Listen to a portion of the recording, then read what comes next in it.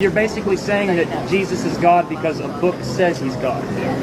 The argument for miracles is defeasible because testimony, it's more likely that the testimony is false than an actual miracle occurred. So my problem is Jesus, if he existed, was the greatest man who ever lived, but to call him God, you can't back that up by saying, look at this 2,000-year-old book. Okay, but if this man who is so great, who lived such a life of compassion and forgiveness, claims to be God in human form, what do you do with that?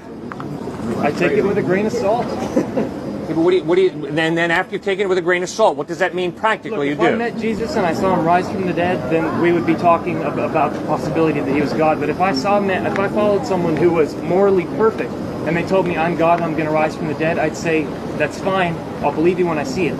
Otherwise, you're the greatest man I've ever met, and you've got something wrong also. There's something not up here right.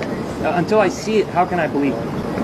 He might have fulfilled every moral promise. So do you really believe that? Unless I can see it, I cannot believe it. Is that what you really believe?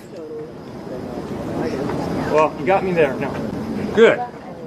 Okay, so shouldn't you be open to the possibility that human beings can at times speak the truth?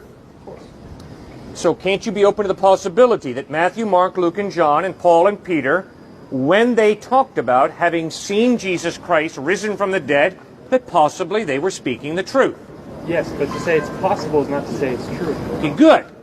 So then if it's possible that Matthew, Mark, Luke, John, Peter, James, Paul were speaking the truth when they insisted that Christ rose from the dead, don't you think it would be wise to go back and study their documents very carefully to ascertain whether they were lying or whether they were speaking the truth? Yeah, but the problem lies in the credibility of those documents. So good. A lot of questions. Hey, good. So start. What's your first question about the credibility of the document? Who wrote it? What was their motive? Who did they know? What were they trying to achieve? Good question.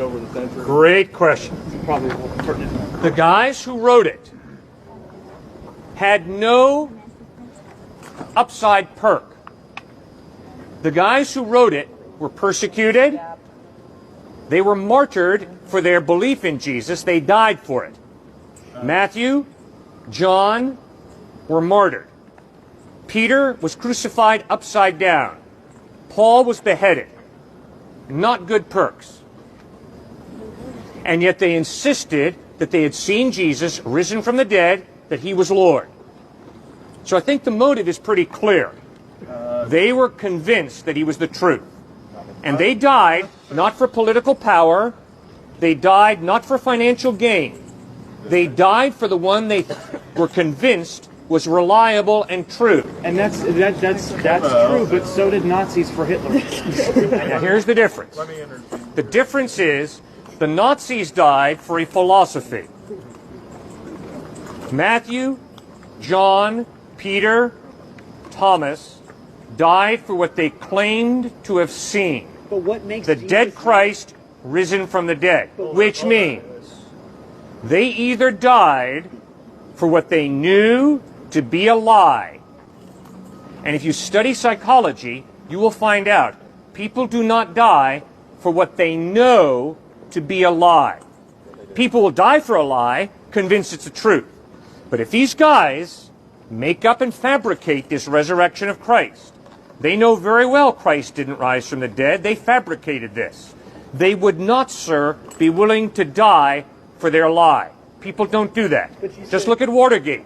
Dean, Ehrlichman, and Haldeman, three brilliant American lawyers, lied about the Watergate scandal. Finally, when the pressure was on, and the evidence was the Watergate scandal really did occur, they all cracked. They were not willing to go through a few years of prison to cover up what they knew to be a lie. How much more unlikely for a group of first-century guys to create and fabricate this lie that Jesus had risen from the dead and they'd seen him, and then be willing to die for it? Well, to presuppose they manufactured it's not what I'm saying. They might have really thought they saw it. I mean, it's just a matter of, like, someone who takes acid thinks they saw a lot of things they didn't see. I'm not saying they would have manufactured it to where motive's the question. Right. It's a question of, did they see what actually happened, or were they deluded? I understand. Okay, and this is why you got to go to the source document. The reason you got to go to the source document is because of what you just said. Maybe they just hallucinated. Maybe they fabricated. So what you got to do is you got to go to the source document. Now listen to this resurrection account also in Luke. While they were still, this is the disciples, talking about this, which the women had reported that Jesus had risen, Jesus himself stood among them and said to them, "Peace be with you." They were startled and frightened, thinking they saw a ghost. They didn't conclude, "Oh, welcome back from the dead, Jesus." No, they thought they were hallucinating, just like you said. They thought this was a ghost of some type of apparition.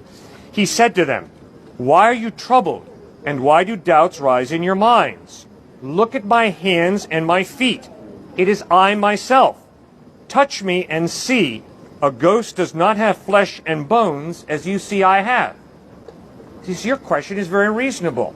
It's exactly what the disciples questioned when they saw Jesus risen. Oh no, what was in our drink?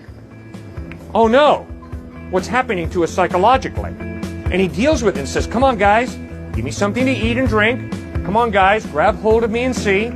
A spirit does not have flesh and bone the way you see I have." See, so your doubts, your questions are totally understandable, totally reasonable. It's exactly what the first century disciples struggled with. It makes sense. You bet, man. Good to meet you. Thanks so much.